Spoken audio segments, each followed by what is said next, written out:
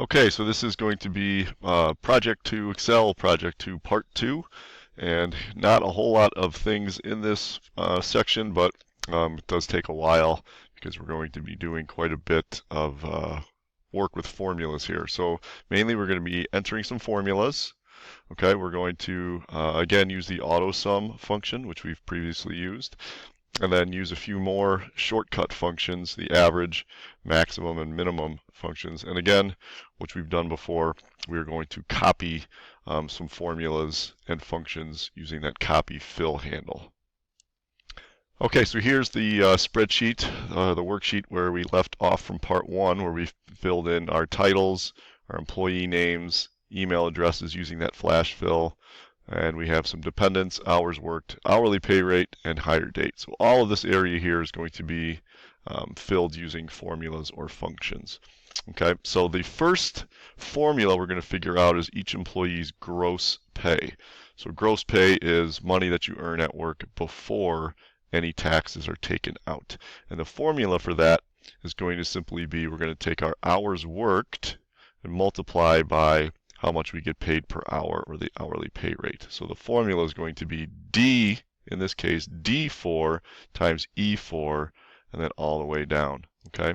So I'm going to be inside of cell F4, where I want the answer to go.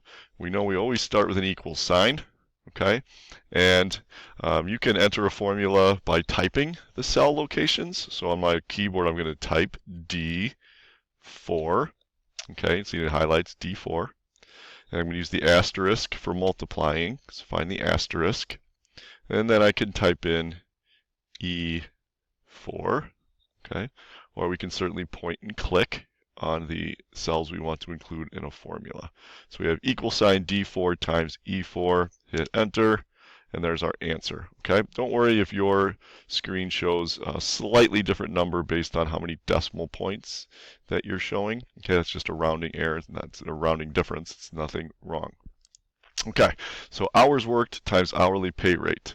So we can see equal sign and using the asterisk to multiply. Okay, then we're going to simply copy that formula down for the other employees using that copy handle in the bottom right-hand corner. Okay. The next formula we're going to put in is our federal tax formula. And this gets a little complicated. We're going to use parentheses here in this formula so we get into the order of operations, so that if you think about algebra, but please excuse my dear Aunt Sally, that we have order of operations that has to be followed. So it's the same thing here when we're putting in a formula. So the federal tax, just kind of follow me. We're going to start with the equal sign. Okay. And then we're going to take 0.22. So that's 22%. So 0.22, we're typing that in, times, so we want the asterisk in there. Then we're going to open parentheses. So an open parentheses. And inside of there, we're going to point and click now on gross pay. So let's cell F4, minus dependents. So we have F4 minus C4 times the number 24.32. And then we close parentheses. So what will happen if you follow the order of operations is certainly everything in this parentheses is going to take place before this multiplication happens. Okay? And C4, which is the dependence, is going to be multiplied by 24.32 first. Okay? And then that number will be subtracted from F4 to get your ultimate answer. All right, so there's your formula. I'm going to hit enter. Okay, so we have $268.47 being taken out in federal tax. Again, there's the formula if you need to see it again. Okay, again, I'm going to grab the copy handle, drag that down for the rest of our employees. Okay, the state tax is a little simpler. So again, it's going to be the equal sign. And then we're going to use the number 0.04 for 4%.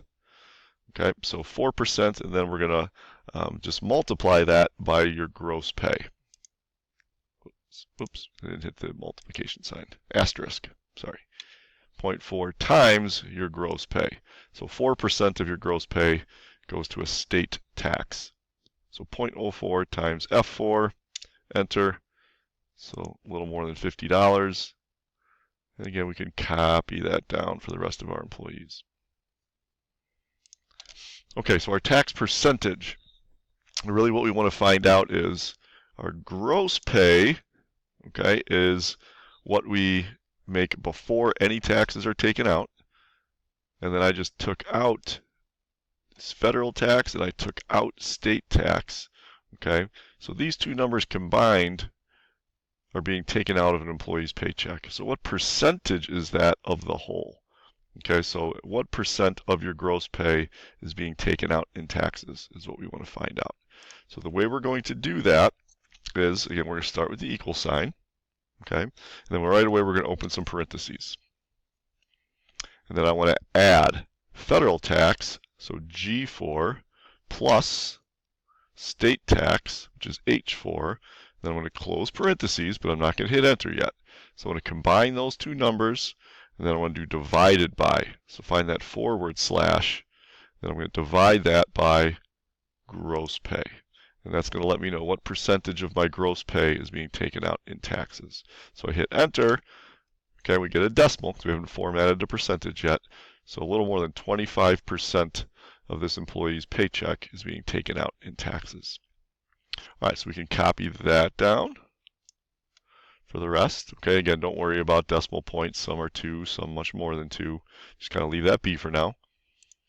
And our last column is going to be net pay. Okay, so those of you that have a job, net pay is your take-home pay, or what's left for you to bring home after your taxes have been taken out of your gross pay. Okay, so this is kind of an easier formula also. So we'll start again with the equal sign. Okay, then we're going to point and click on gross pay. So that's what we start with. Okay, then we're going to go minus. And now we need to open parentheses. And then we're going to again combine, so add federal tax plus state tax, close your parentheses. So if you look, we're doing G4 plus H4 inside of parentheses. So that's going to happen first. So we're going to add these two numbers up. Okay, and then we're going to take gross pay minus that answer, and you hit enter. Okay, and what you're left with would be what's called net pay. So this employee started with that amount. We took out federal tax, we took out state tax, and they're left with $949.71 in their take-home pay. Okay, I'm going to copy that down for the rest of our employees. Okay, so we've entered some formulas. We've entered some formulas using typing. We've entered some formulas pointing and clicking. We've done some multiplying. We've done some dividing. So we've done all kinds of formulas. But it's important to remember when you need to use parentheses to get order of operations correct. Okay, so now we're going to move over here to cell A13. I'm going to add a couple more words here. So in A13, it's going to be the word totals, and hit enter. Then we're going to have the word highest, and enter. And then the word lowest. Okay, we can hit enter there. Okay, and now the totals row, some of these columns we want to add up. Okay, not all of them, but some of them we want to know what the totals were. Okay, so for the totals, the ones that we want to use and find totals for are first hours worked. Okay, so I'm going to cell D13. Okay, and when I'm in there, I'm going to go auto sum, make sure those are the numbers I want to look at, and that's correct, and hit enter. Okay, so our employees worked a total of 620 hours, almost 621. I don't need to know the total of our hourly pay rate, but I do want to know the total for gross pay, federal tax, and state tax. So I'm going to highlight all three of those, okay, and then hit the auto sum button. So I'm going to do all three at the same time. Okay, it's pretty cool how it can do that. Okay, and then I want to skip over to net pay, and then I want to add that column also. So you got to do that one at a time, and hit enter. Okay, so we found some totals. Now, this tax percentage, we also want to know this answer here, but this isn't something I want to add up. But what I want to do is click on cell I-12. And since I want to know for as all of our employees, what tax percentage are all our employees paying combined, or on average, I guess I should say. So I want to just copy that formula from I-12 using the black copy handle down to I-13. So I copied that one. I didn't add this column. I copied the formula from I-12 down to I-13. Okay, so that leads us down to finding the maximum and minimum in some columns. So the highest and lowest. So I want to look in dependents. Okay, and I'm in cell C14 now. So when you have a series of numbers, you want to know what number in this range is the highest.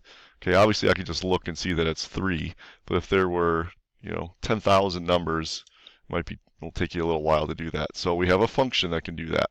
So over here, where we used AutoSum, we're going to use the drop-down menu, and I'm going to click Max. Okay, and then you want to make sure that the range you want to be analyzed is highlighted. So I'm just going to do this again just to show you. So click and drag down. Okay, so the maximum number in C4 to C12, and hit enter. And of course it is 3. Okay, so we want to find that out. And then let's look for the minimum. Okay, so it's the same thing. What's the lowest number in there? And obviously it's going to be 0. But let's show you the function. So now we do min. Okay, now look. The computer just tries to grab the number 3 on you. That's not what we want to be analyzed. So we want to click this range is what we want analyzed. And hit enter. And it's 0. Okay? Okay, now I forgot one word here. So in A16, I actually want to put the word average. Oops. Average, because we're going to find the average also. Okay, so I'm going to go then down to, I'm still in the dependence column, so C16.